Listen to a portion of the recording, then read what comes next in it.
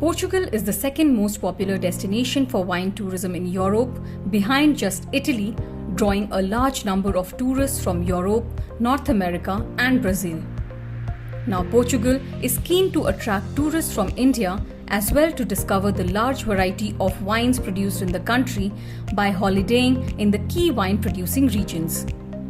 It was with the twin objective of promoting wine tourism as well as exports of Portuguese wines to India that the Embassy of Portugal in India and Turismo de Portugal jointly organized a large presence of Portuguese wines at the recently held ProWine 2022 in Mumbai. Okay, so we have two main targets. First one, obviously, is to promote Portuguese wines that are not so well known in India as we would like to. We have a very old tradition of wine making in Portugal, a tradition that dates back to 4,000 years. It dates from the Bronze Age. We have a huge variety of wines. We have 14 different wine regions. Within those regions, we have 31 DOCs, controlled denomination of origins. We have 250 different grapes, which is quite amazing. And so we have a very rich and diverse offer in terms of wine. And our second target is to promote wine tourism. It's also a target of our tourism strategy. And so that's the second purpose of being here today at ProWine. It is the first big wine fair in which we are participating with such an important delegations. We have 12 producers, very important producers. Some of them cover several wine regions of Portugal. So I'm very happy with this very strong Portuguese presence at this fair. ProWine is a big event all over the world, and in a country like India with no tradition drinking wine or not knowing a lot about European wines, for us it's very, very important to be here. If 1% of the Indians drink the Portuguese wine, they don't have wine to sell. This is the importance of the India. Only 1%, it's a lot of consumers.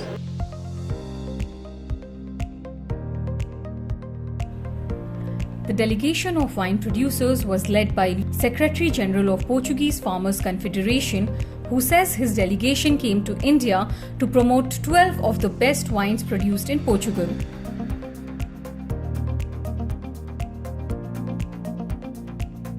It's the first time my organization is in India. This is 12 wine producers come here to promote the wines. We have wines of all qualities, the soft wines and the porto wines, the green wines, and the very different blend wines and the very different types have here. Look at this difference. The highlight is the porto wine. It's a different wine, unique in the world. The green wine, too. It's a fresh wine, very good for the fish, very good for the other things. And the blend with the grapes in the red wine. This is the three, for me, most important points in the Portuguese production. One of the main factors that led to Portugal emerging as a leading destination for wine tourism is its highly diverse landscape that produce a wide variety of wines, and this is what attracts tourists to visit the vineyards here. Yes, that's very interesting. So last year we were number 2 as a tourism destination for wine tourism. And it's very curious because number 1 is Italy, of course, but Italy is the first European producer and Portugal is the 5th Indian producer. And what is even more interesting is that our most important clients for wine tourism are the French, the German and the Spanish. Our closest neighbors who are also bigger producers than us. That's make it very interesting. Then the UK And then finally in America, the United States, which is also a very important and significant producer, Canada and Brazil. You have here some photos from the Douro Valley, from the south of Portugal, the Alentejo. Douro Valley, it's a lovely river, and it's a heritage place for United Nations. It's very important. It's protected area, and is a place with the man fight with the nature. The nature, it's the land. It's not good, but they fight with these mountains. They put the vineyards. This is very the result about this. It's a different wine, a very very complete wine and very interesting Porto wine.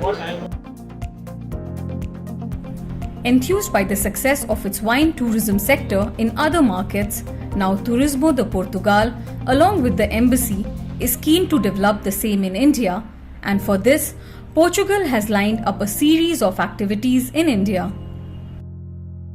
Let me tell you that we have, for the last two years, we opened a tourism delegation at our embassy. It has been very useful. So the strategy will be the same. We develop online and offline actions. Online, we created a very important site called Portuguese Wine Tourism. It is a site that contains very useful and very comprehensive information.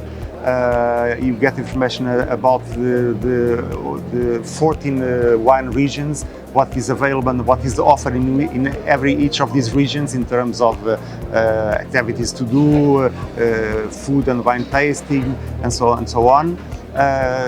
Then we created an e-learning platform, also containing useful information regarding Portugal and wine tourism, addressed mainly to tour operators and travel agents.